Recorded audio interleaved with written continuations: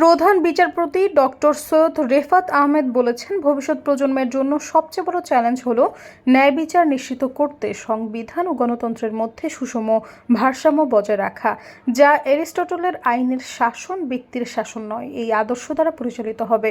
গতকাল রবিবার চট্টগ্রাম বিশ্ববিদ্যালয়ের আইন অনুষদ ও একে খান ফাউন্ডেশনের যৌথ উদ্যোগে আয়োজিত ন্যায় বিচারের ভবিষ্যৎ পূর্ণ কল্পনা শীর্ষক আইন বক্তৃতা অনুষ্ঠানে তিনি কথা বলেন।